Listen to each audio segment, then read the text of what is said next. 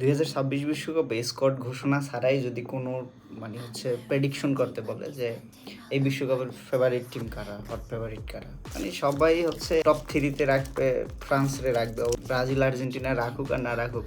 কিন্তু ব্যাপার হয়েছে ফ্রান্স চূড়ান্ত 26 জনের স্কোয়াড ঘোষণা করছে।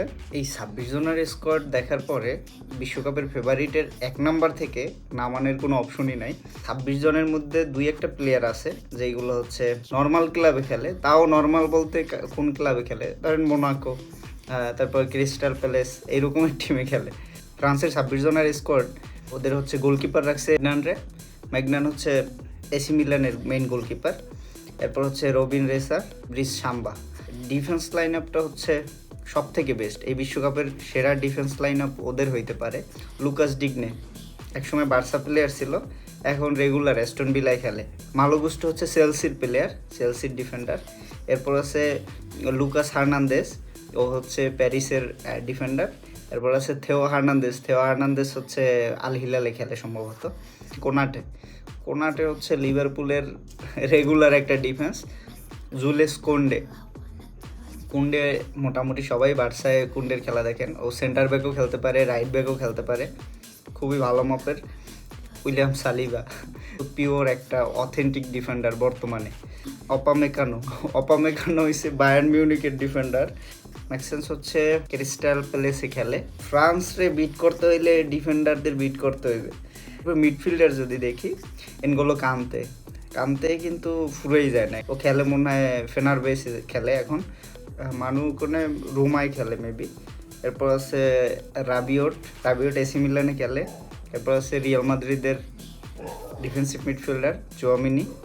এরপর জেরি এমরি খেলে প্যারিসে। হ্যাঁ, ফরওয়ার্ডে ম্যাগনেস, মোনাকোতে খেলে ম্যাগনেস। বার্কোলা প্যারিস সেন্ট জার্মানের ভালো একটা লেফট উইঙ্গার। ও শুধু ওই যে কাবারার জন্য ও দলে চান্স পায় না প্যারিসে। এরপর সেরকি ম্যানচেস্টার সিটিতে খেলে।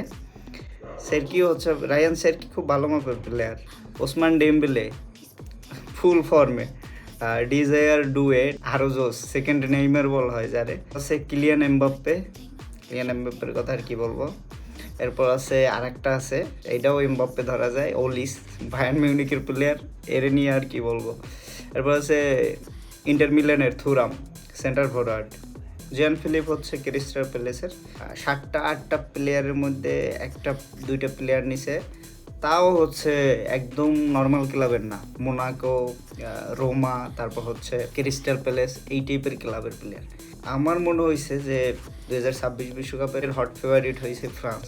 এখন যদি ফ্রান্স ডাব্বা মারে কিছু না করতে পারে, এটা ওদের ব্যাড লাক। কারণ ওই মেসি, নেইমার, তারপর এমবাপ্পের সোনালি সময় কিন্তু প্যারিস সেন্ট জার্মান কিছু করতে পারে নাই। প্যারিস সেন্ট জার্মান এখন ভালো করতেছে।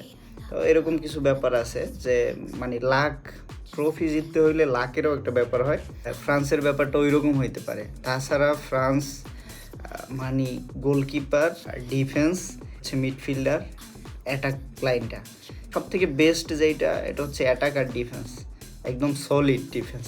4টা ডিফেন্স রাখার পরও সলিড 2টা বেঞ্চে বইরা থাকবে। আর অ্যাটাক ভাগে সলিড 2টা উইঙ্গার, একটা সেন্টার ফরওয়ার্ড রাখার পরও আরও বেঞ্চে বসাই রাখা লাগবে 2টা। ওদের টিমটা হয়ে গেছে পুরো ইন্ডিয়া ক্রিকেট টিমের মতো। বিশ্বকাপে অনেকগুলো ফেভারিট টিম আছে, যেমন পর্তুগাল টিমটা ভালো, স্পেন টিমটা ভালো, কিন্তু ওভারঅল হিসাব করলে রেটিংয়ের দিক দিয়ে ফ্রান্সই 1 নম্বরে। এইটারে বিট করা কোনোভাবে সম্ভব না। স্কোয়াড রেটিং দিলে ফ্রান্স বিশ্বকাপ আর একটা নিয়েও নিতে পারে।